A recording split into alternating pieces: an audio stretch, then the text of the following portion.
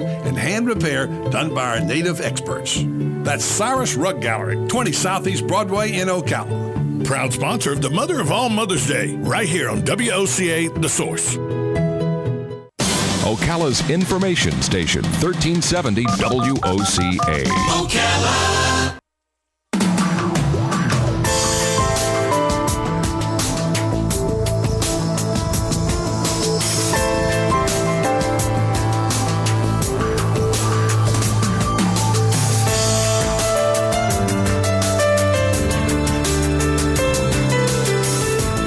All right, 9 minutes till 11 o'clock. Wow, this is a fascinating topic, actually. I was looking at an article about a business in New York called Mascot Eyewear. Have you ever heard of Mascot? No. Okay.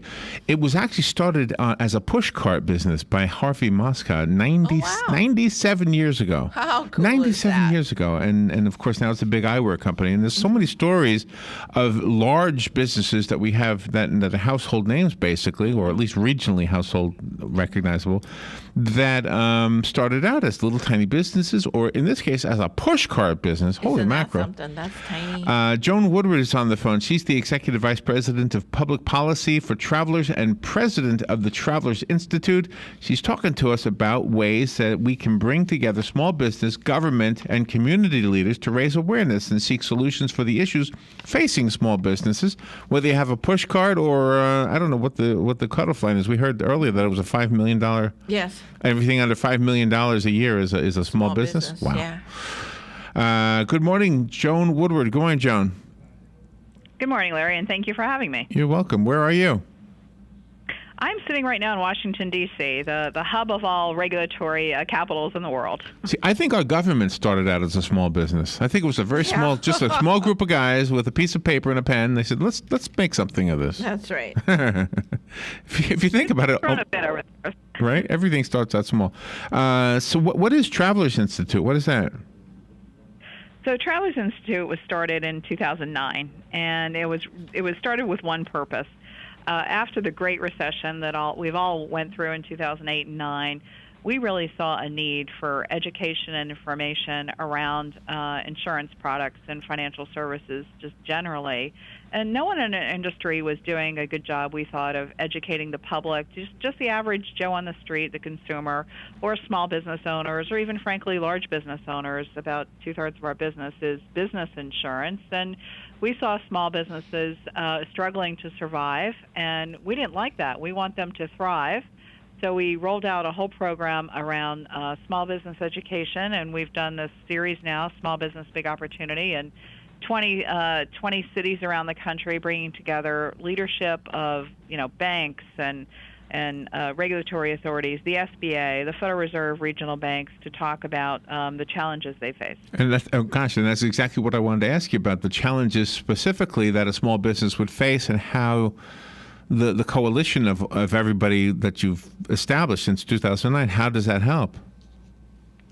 So what we have found, and we've done a number of surveys, they're on our website, anyone can look at the travelersinstitute.org. We found that still, and it's no surprise, the number one issue is access to capital, and that really does drive if a business is going to survive or not.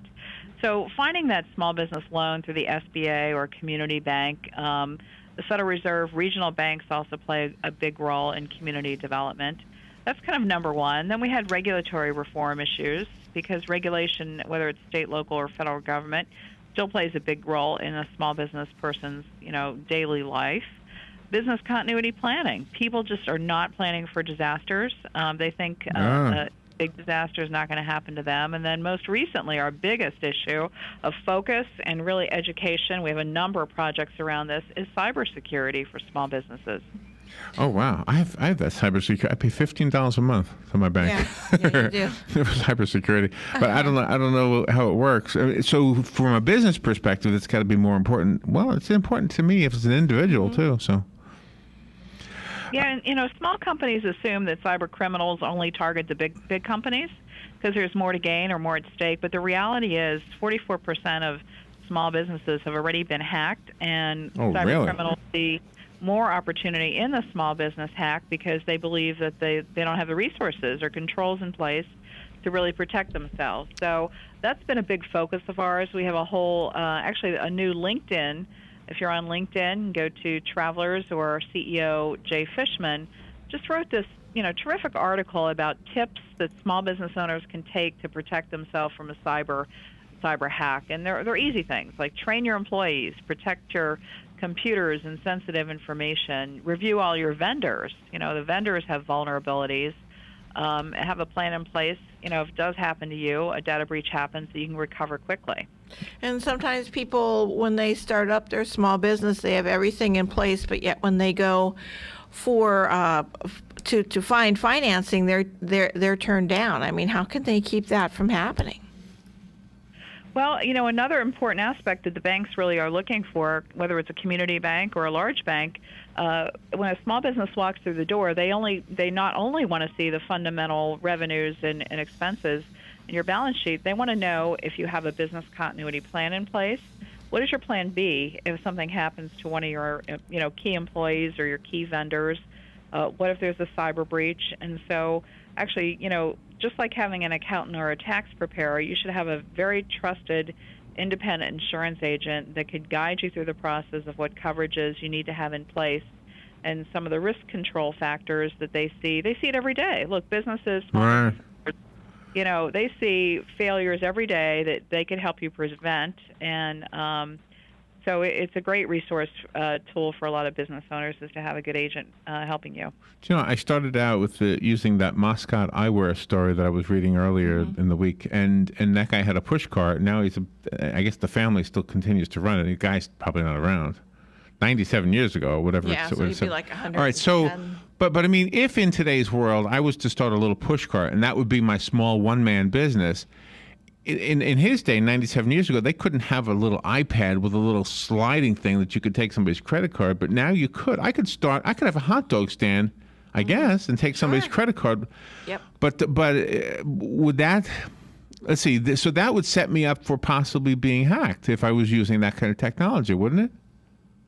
Absolutely. And so, as a small business, there's food trucks now that have popped up all over the country, and they're all taking credit cards. And it's just critically important that any small business owner, and again, the SBA defines small business as having, as you said, $5 million in revenue or below, but also 500 employees and below. So a small business owner can be up to 500 employees and eligible for loans and insurance products to kind of suit their needs. And there's a whole plethora out there of products that could serve them, but it's different if you're a restaurant or a dry cleaner, or if you're a small, you have a small boutique maybe, or a fishing business. Your needs are going to be different. Do you know you are speaking to so many of those people right now? Because as a radio station, first of all, we are a small business. The radio station is. Second of all, I would say 90% or more of our advertisers are actually small business. Yes. But I mean, they just set up shop and they need to get the word out, so they come to a radio station and we help them get the word out. So this applies. Absolutely. This applies to almost everybody we work with. All right. Before we run out of time, give me the website so they can look things up, or I can pass it on to them. Absolutely. It's travelersinstitute.org, and we are the educational arm of the large Travelers Insurance Company. Okay. Travelers Institute. Is there a hyphen between the two words? Nope. Just run them all together. Okay. Travelersinstitute.org. All right. Good stuff. Joan Woodward, thank you so much for being on the air with us. And if you're ever in Florida, come and visit. Sounds good. Thanks, Larry. Thank you. Robin. All right. We'll be right back.